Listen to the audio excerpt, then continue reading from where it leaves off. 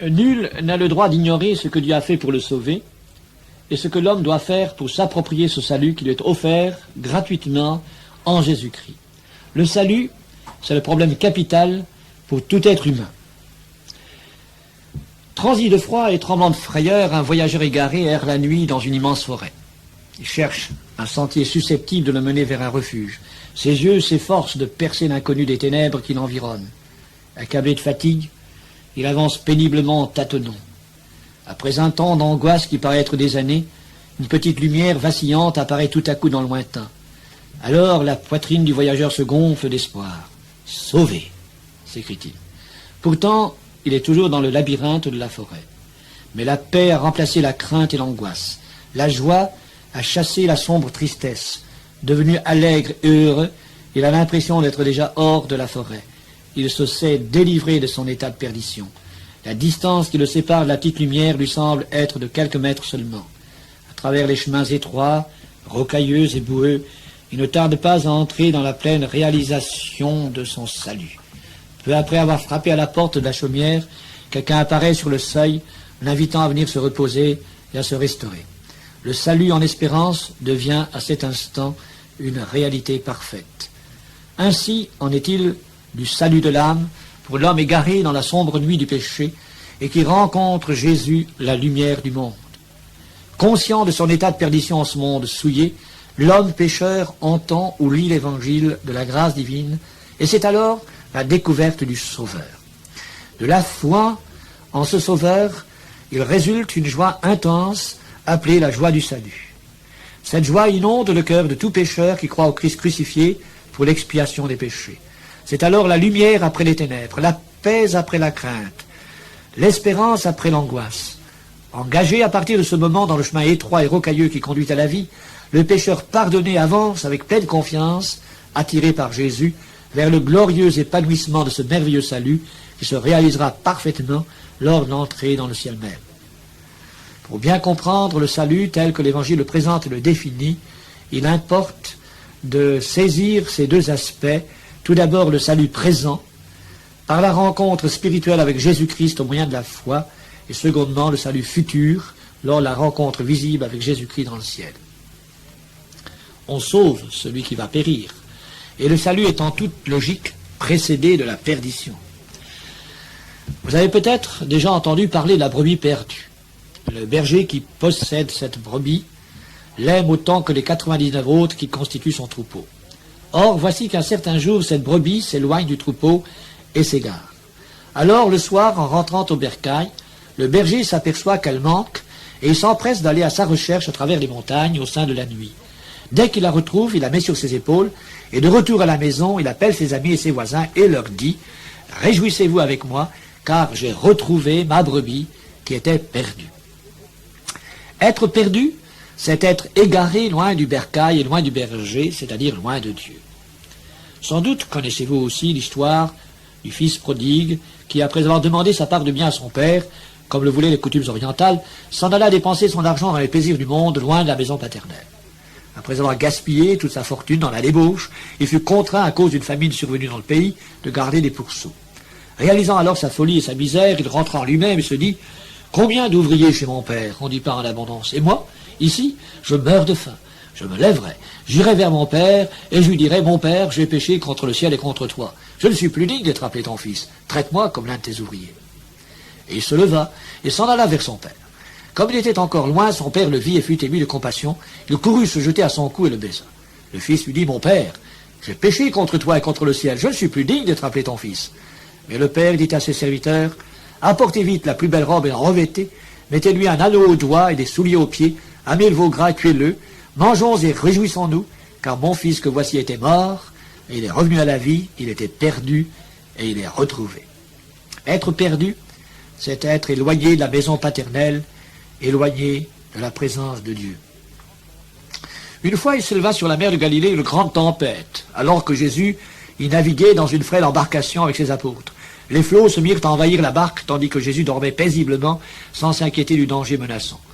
Conscients de leur état de perdition, les apôtres réveillèrent le Seigneur en lui criant leur détresse. « Seigneur, sauve-nous, car nous périssons. » À leur appel, Jésus se leva. Il menaça les vents et la mer, et il y eut un grand calme. La notion du salut est inséparable de celle de la perdition. Jésus lui-même n'a-t-il pas déclaré « Je suis venu chercher et sauver ce qui était perdu ». Et la perdition de l'âme est une poignante réalité que confirment ces paroles de Jésus. Que servirait-il à un homme de gagner tout le monde s'il perdait son âme? Et large est la porte, spacieux est le chemin qui mène à la perdition. Il est clair que cette perdition sera éternelle pour ceux qui n'acceptent pas sur la terre le salut que Dieu leur offre. Ceux qui n'obéissent pas à l'évangile de notre Seigneur Jésus auront pour châtiment une ruine ou perdition éternelle, loin de la face du Seigneur et de la gloire de sa force. Tel est l'enseignement de l'apôtre Paul dans 2 Thessaloniciens chapitre 1. Et ceux qui marchent sur la terre en ennemis de la croix de Christ, leur fin sera la perdition. Épître aux Philippiens chapitre 3 verset 18. Cette perdition est la conséquence des fautes de l'homme. Vos iniquités, dit l'Écriture sainte, ont mis une séparation entre vous et votre Dieu. Vos péchés lui ont fait cacher sa face. Mais tous les hommes ne sont pas conscients de leur état de perdition parce que tous n'ont pas conscience de leurs péchés. Il est donc possible d'être perdu sans le réaliser. Nul n'ignore le danger couru par le voyageur en plein désert. Il croit apercevoir dans le lointain une nappe d'eau et il marche jusqu'à épuisement sous le soleil ardent pour atteindre cette eau. Mais grande est la désillusion quand il s'aperçoit que ce n'est qu'un mirage, et c'est alors la mort atroce sur le sable brûlant. Ainsi, bien des êtres humains croient saisir le bonheur dans les vanités du siècle présent, alors que Jésus lui-même avertit tout homme qu'un tel chemin mène à la perdition. Un prince, voyageant en France, visitait l'arsenal de Toulon, où les galériens étaient gardés. Le commandant, pour honorer son rang, lui dit qu'il lui serait agréable de libérer le condamné qu'il choisirait. Le prince, désirant user de son mieux de ce privilège, s'informa successivement auprès d'eux du motif de leur condamnation aux galères. Ils déclarèrent que les seules causes en étaient l'injustice, l'oppression, les erreurs judiciaires. Ils avaient été maltraités et tous étaient innocents. Puis, il s'approcha d'un condamné à qui il posa la même question et qui répondit « Monseigneur, je n'ai aucune raison de me plaindre, j'ai été très mauvais et je suis le dernier des misérables et c'est encore une grâce que je sois ici. » Le prince fixa les yeux sur lui et lui donnant une tape amicale sur la tête, lui dit « Vous, un méchant et un malheureux, c'est une pitié de vous avoir mis parmi d'honnêtes gens. D'après votre propre confession, cela suffit pour les corrompre tous, vous ne devez pas rester un jour de plus. » Et, se tournant vers l'officier, il lui dit « Voici l'homme que je désire que l'on relâche. » On ne peut imaginer l'amère remords qui remplit le cœur des autres hommes quand ils virent leurs compagnons s'en aller libres tandis qu'ils restaient sous leur condamnation. Tous parmi eux auraient pu être libérés s'ils avaient confessé leur culpabilité. Mais un plus grand remords attend celui qui entend ce message et qui refuse de confesser sa déchéance, sa culpabilité et sa juste condamnation et n'accepte pas le pardon de Dieu. Le premier pas pour être sauvé, c'est d'admettre que nous avons péché et que nous ne méritons que le châtiment. Alors nous comprendrons la signification de la mort du Christ pour nous. Puisque la conscience de l'état de perdition est liée à celle du péché, ceci nous amène à examiner à la lumière de l'Évangile ce que signifie le péché. Dans notre monde où les mots ont perdu leur valeur initiale, il est indispensable de mettre l'accent sur les vérités claires et convaincantes de la parole de Dieu. Voici une définition sans équivoque, relevée dans la première épître de l'apôtre Jean. Le péché est la transgression de la loi de Dieu. Il n'est pas question de faire une classification des péchés, une classification des transgressions de la loi de Dieu, car le salaire du péché, donc de tout péché, c'est la mort.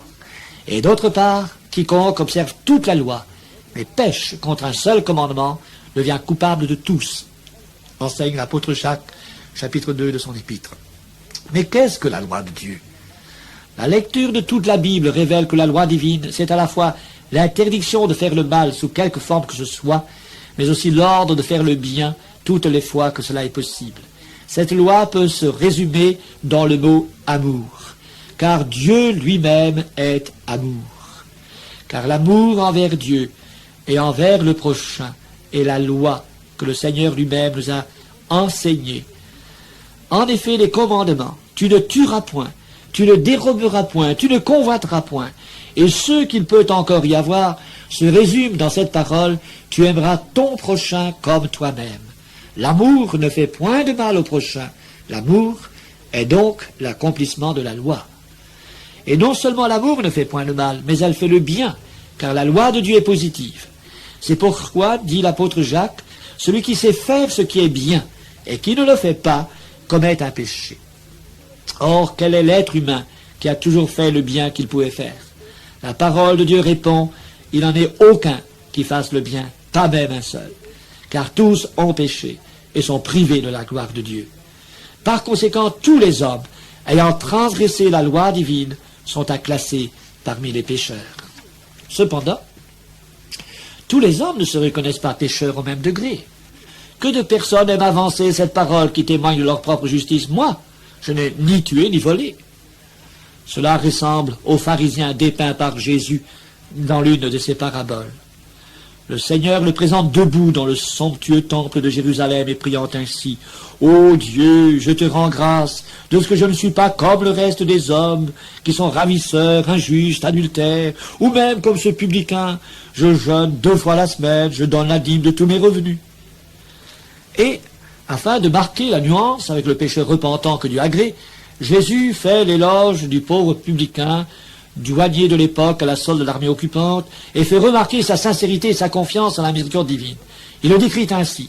Le publicain, se tenant à distance, n'osait pas même lever les yeux au ciel, mais il se frappait la poitrine en disant « Ô Dieu, sois apaisé envers moi, qui suis un pécheur. » Ceux qui se persuadent être justes, en se comparant à leur prochain qui a commis des péchés qu'ils jugent scandaleux, se classent parmi les orgueilleux, et l'orgueil n'est-il pas aussi la transgression de la loi divine? En vérité, tout homme doit prendre l'attitude du publicain et s'accuser, et plaider coupable, implorant le pardon de Dieu, et non pas s'excuser en s'exaltant et en flétrissant autrui. Dieu ne peut pardonner les péchés qu'à ceux qui les reconnaissent et résolument les condamnent. C'est pour eux que Jésus est venu. Le salut est pour les perdus, pour les égarés, pour les pécheurs qui implorent la bonté divine à l'exemple publicain, sois apaisé envers moi. Mais peut-être certains ont la conscience profondément tourmentée et se demandent s'il y a aussi possibilité de salut pour eux. Qu'ils songent au brigand sur la croix, qui reconnut sa culpabilité en disant à son camarade « Pour nous, c'est justice, car nous recevons ce qu'ont mérité nos crimes. » Et qui adressa ensuite à Jésus cette prière « Souviens-toi de moi quand tu viendras dans ton règne. » Jésus ne lui dit pas « Tu n'entreras pas dans le ciel car tu as tué et volé », mais voyant sa repentance, il lui donna cette assurance « Je le dis en vérité, aujourd'hui tu seras avec moi dans le paradis. » L'Évangile traite tous les hommes sur le même pied d'égalité. Il n'y a point question de degré de culpabilité. Tous les hommes ont péché. Face à la sainteté divine, aucun être humain n'échappe à ce fait qu'il est souillé. Quel serait en effet celui qui oserait affirmer avoir toujours pratiqué le premier et le plus grand commandement de Dieu, tu aimeras le Seigneur ton Dieu de tout ton cœur, de toute ton âme et de toute ta pensée. Qui oserait prétendre n'avoir jamais offensé Dieu et avoir toujours fait le bien qu'il pouvait faire? Nul n'échappe à cette affirmation de l'Évangile, tous ont péché. Or, celui qui a péché, qui a commis une faute, est un coupable. Tous les hommes ayant péché, il s'ensuit logiquement qu'ils sont tous des pécheurs coupables. Un coupable étant toujours condamnable, donc tous les hommes sont condamnables. Le péché entraîne un châtiment. Le salaire du péché, c'est la mort. L'homme coupable et condamnable doit donc être châtié. Or, le châtiment résultant du péché étant éternel, comme il est dit dans Matthieu 25, 46, ceux-ci, en parlant des coupables repentis, iront au châtiment éternel, il se conçoit que l'homme ne peut pas expier son propre péché. C'est pourquoi Dieu a prouvé son amour à l'égard de sa créature pécheresse, misérable, en envoyant Jésus-Christ ici-bas à cause du péché et pour en faire l'expiation. Dieu, est-il écrit dans la première épître de Jean, chapitre 4, Dieu nous a aimés et a envoyé son Fils comme victime expiatoire pour nos péchés. Et ce sont tous nos péchés, de toute notre existence, et tous les péchés de tous les hommes qui veulent croire en lui, qu'il a expiés. Car Jésus est lui-même une victime expiatoire pour nos péchés, non seulement pour les nôtres, mais aussi pour ceux du monde entier, est-il écrit dans 1 Jean chapitre 2. Pour faire cette expiation, Jésus a dû être fait semblable à nous-mêmes, en prenant un corps tel que le nôtre. Mais que veut dire le mot expier? Étymologiquement, il signifie apaiser, mais en général, on lui donne le sens de payer jusqu'au bout. Le péché est considéré comme une dette qui doit être réglée par une peine équivalente à l'offense. L'expiation est le châtiment qui compense un délit. Selon la gravité de la faute commise, les hommes exigent comme condamnation la pendaison, la guillotine, la chaise électrique, le bagne, la prison, etc. On dit, dans le langage courant, qu'un condamné expie en prison. Il y a notion de réparation. L'expiation des péchés par Jésus-Christ est à la fois l'apaisement et le paiement.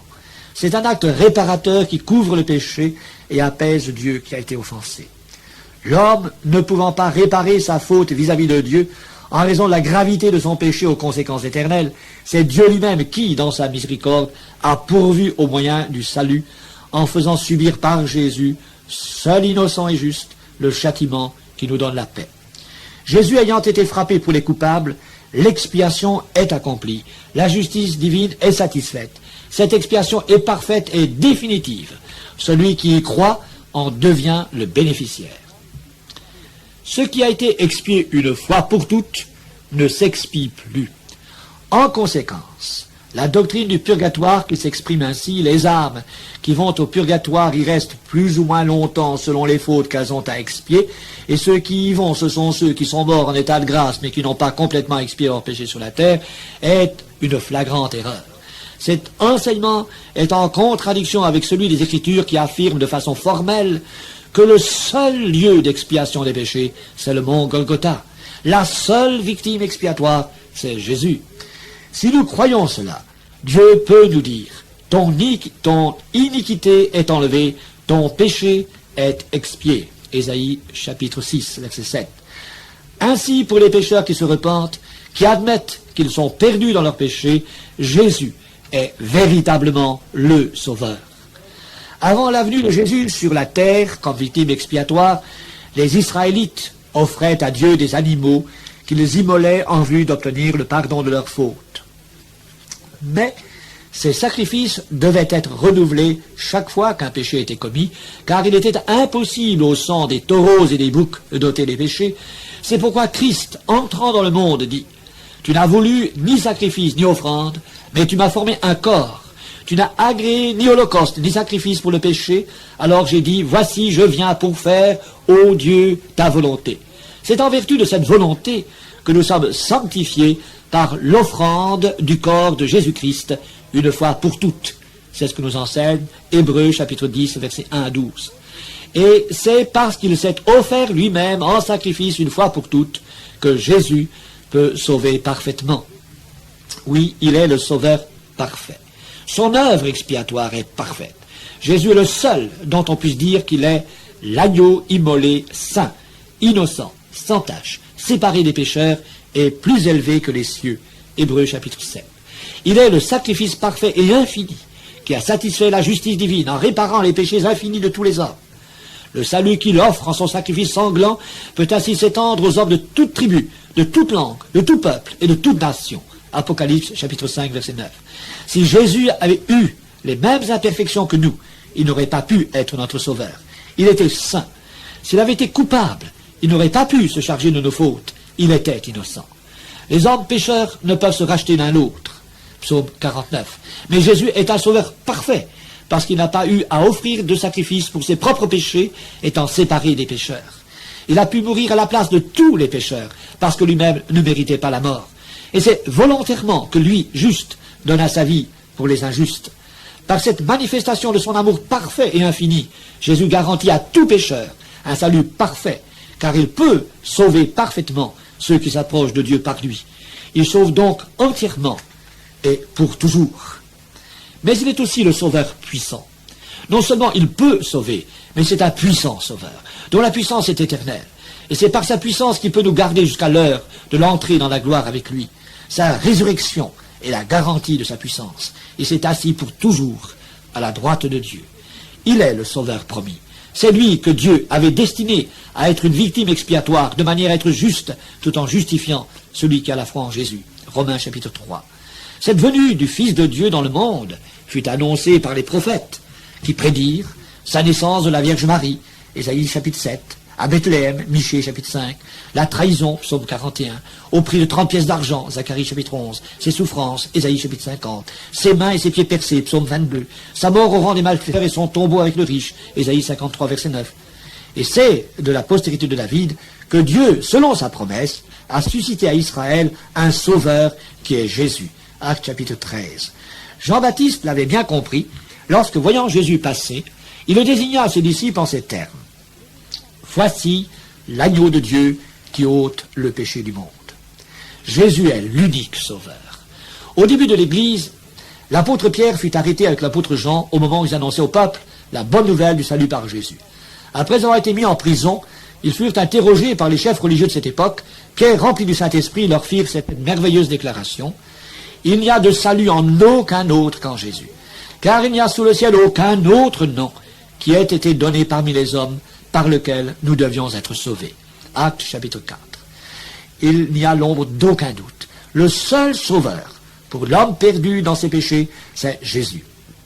Et avec les Samaritains qui crurent en lui, il est possible, après lecture de l'Évangile, de faire cette confession de foi.